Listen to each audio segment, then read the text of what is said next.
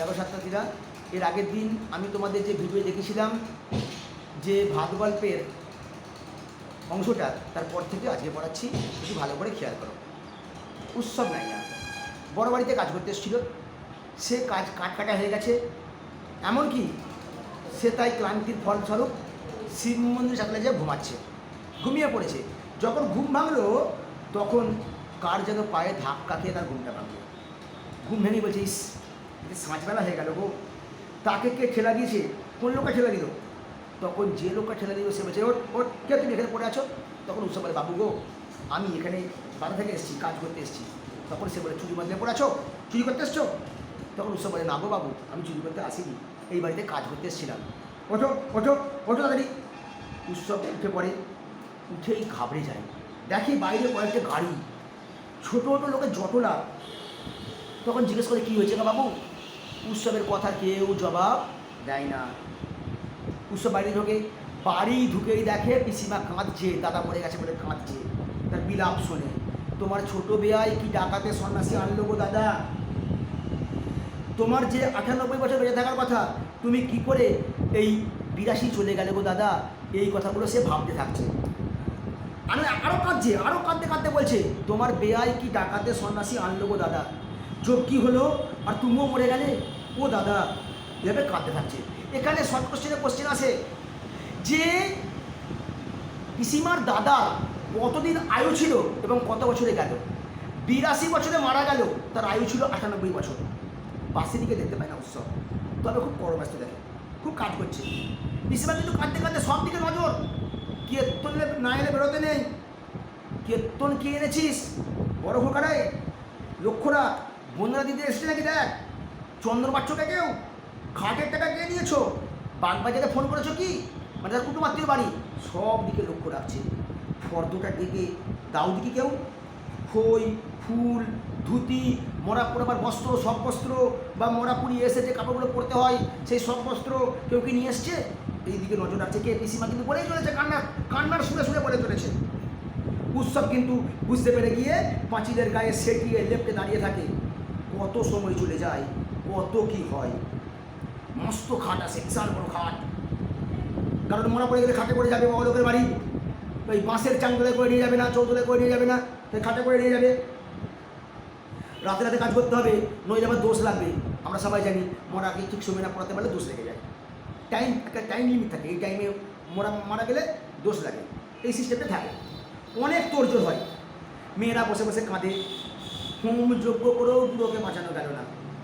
তাতে তান্ত্রিকে একটু, তার কোনো টেনশন নেই, সে কুণ্ঠিত একটু নয়, কারণ সে তো উপায় পেয়ে গেছে।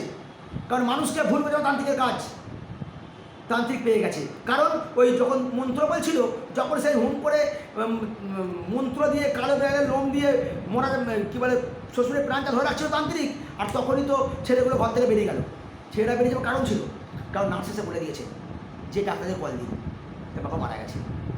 আর এখানে তান্ত্রিক বলছে কি, ওই ছেলেরা বেরিয়ে গেছে বলে বুড়ো মরে গেছে।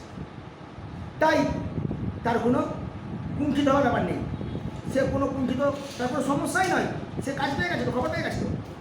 কেমন এই কাজে বিঘ্ন করে লক্ষ্য আসে না, লক্ষ্য করে আছে নাকি? তাই সবার মধ্যে একই কথা, যে ওই ছেলেরা বেরিয়ে গেছে, ওই জন্যই বুড়ো মারা গেছে।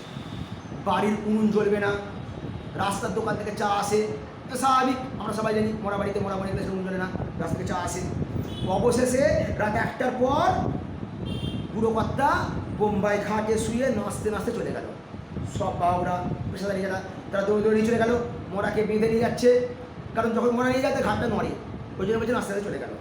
ফলে কীর্তন দল দৌড়াতে বাধ্য হয়, আগে কীর্তন যাবে মরার সঙ্গে সঙ্গে, যেতেই হবে কীর্তনকে।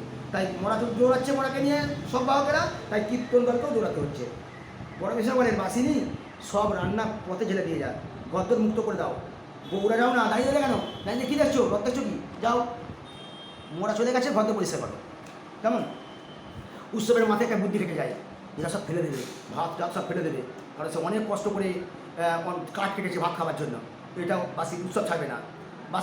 বাসিনী তখন বলে, দাদা ধরতে যা, ভাতটা ফেলে দিয়ে আসি। তখন উৎসব তো জানে কী করবে, তাই সে এগিয়ে হিসেবে ধরছি, আমি ধরছি। উৎসবের মাথায় বুদ্ধি খেলে, সে জানে সে কী করবে, তাই সে বলে, দে ভারী আমাকে দে, আমাকে তুলে দে। তাই মোটা চালের ভাতের ডেচকি নিয়ে আমি তুলে ফেলে দিয়ে আসি। হ্যাঁ, তখন হ্যাঁ বামুন ঠাকুর বলছে হ্যাঁ দূরে ফেলে দিয়েছো, নয়তো কুকুরে ছেটাবে, সকালবেলা কাক এসে ঠক্কর খাবে, ঠক্কর দেবে।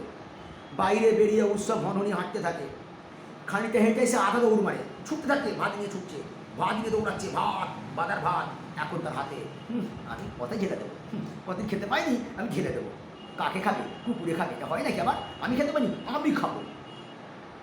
তখন বাসির চিৎকার করছে, দাদা গো তুমি ফেলে দাওনি, তুই ফেলে দাও, খেতে নেই, অসুচি বাড়ির ভাত খেতে নেই গো দাদা, খেতে নেই। তুইও কি বাউন হয়ে গেছিস নাকি যে খেতে নেই? ও দাদা তোমার পায়ে পড়ি, তোমাকে বাগবতা করি, খেবো নি গো, ছুটু নি গো। উৎসব ফিরে তাকায়, সে চোখগুলোকে পুরো বাদার কামড়ের মধ্যে হিংস্র ভঙ্গি করে, যেন সে বাসিনিকে খেয়ে নেবে, এমন চোখ তাকাচ্ছে। দাঁতগুলো বের করে কামড়ের মধ্যে হিংস্র ভঙ্গি করে, দাঁত বের করে খেঁচায় খুব বাসিনিকে। বাসিনি থমকে দাঁড়ায়। উৎসব দৌড়াতেই থাকছে, দৌড়াতেই থাকছে, উৎসব দৌড়াচ্ছে, অনেক দূর চলে যায়, এক নিঃশ্বাস স্টেশন চলে গেল। বসে বসে খাবলে খাবলে ভাত খায়, ভাতে হাত ঢুকিয়ে দেয়, ভাতে হাত দিয়ে সর্বসুখ পায়। এমনকি সে বলে চুনমুনির মা আমাকে এমন সুখ দেয়নি। খেতে খেতে যে কী হয় তা আর কে জানে। মুখে ভাত ঢুকিয়ে দিয়ে, মুখে মুখ ঢুকিয়ে, ভাতে মুখ ডুবিয়ে দিয়ে ভাত খায়, গরুদের মতো, কুকুরদের মতো। ভাত, শুধু ভাত, বাদার ভাত। বাদার ভাত খেলে তবে সে আসল বাদার খোঁজ পেয়ে যাবে একদিন। আছে আরেকটা বাদা আছে তার, সে বাদাটার খোঁজ নিঘাত পাবে উৎসব। আরও ভাত খেয়ে নেই, চুনমুনি রে তুইও খা, আমার পেটে বসে খা, চুনমুনির মা তুমিও খাও, আমার পেটে বসে খাও। ভোরে টেনে চেপে সোজা ক্যানিং যাচ্ছি, ঘুমিয়ে খেতে তো ঘুমিয়ে পড়েছে, পেটে ভাত পড়েছে, ভাতের হাঁড়িতে চাপতে ধরে উৎসব ঘুমিয়ে পড়ে। পেতলের ডেচকি চুরি করা অপরাধে সকালে লোকজন উৎসবকে সেখানে ধরে ফেলে। উঠে গেল উৎসব, ডেচকি চুরি করেছে। পেটের ভাত নিয়ে, পেটে ভাতের ভাত নিয়ে এসে ধরতে পারে না, ঘুমিয়ে পড়েছে। পুলিশ ধরে ফেলেছে এসে, তার ঘুম ভাঙেনি তখন। পুলিশ তাকে মারতে মারতে মারতে মারতে থানায় নিয়ে যায়, উৎসবকে মারতে মারতে থানায় নিয়ে যায়। আসল বাদার খোঁজ করা হলো না আর উৎসবের। সেই বাদাটা বড় বাড়িতেই অচল হয়ে রয়ে গেল। গল্প শেষ হয়ে গেল। ছোট গল্প, বলে কম ভাবাই বেশি। ছোট গল্প, অন্তর অতিপ্ত রবে, সাঙ্গ করি মনে হবে, শেষ হয়েও হইল না শেষ। ছোট গল্প অনেক প্রশ্নের জবাব দেয়, অনেক প্রশ্নের উত্তর খুঁজে নিতে হয়। তাই এরপর কি ঘটল? উৎসবকে কি থানা থেকে ছাড়া পাওয়া গেল? উৎসব তো আমরা দেখলাম ভাতের বড় ডেচকি নিয়ে যাচ্ছে, তাহলে পিতলের হাঁড়ি জড়িয়ে ধরা অপরাধে এখানে পুলিশ অ্যারেস্ট করলো। আমরা দেখলাম উৎসবে কেউ ছাড় নিয়ে এসেছিল, উৎসব কবে মুক্তি পেত? এইসব উত্তর কোনো কিছু আমরা পাইনি। তাই গল্প, ছোট গল্প, এই অংশটা ভালো করে পড়ো। প্রতিটা পাঠ তোমাদের 4টে পার্টে আমি দেখালাম, ভালো করে খেয়াল করবে, লক্ষ্য রাখবে, ভিডিওগুলো দেখো, ভালো লাগলে অবশ্যই শেয়ার করে দিও। আর যেগুলো বললাম গুরুত্বপূর্ণ লাইন, সেগুলো ভালো করে দেখো। আর প্রতিটা প্রশ্ন এবং তার অ্যান্সার আমি তোমাদের এই ইউটিউব চ্যানেলেই দিয়ে দেবো, প্রত্যেকে ফলো রাখবে। ভালো থেকো সবাই, গুড বাই, টাটা।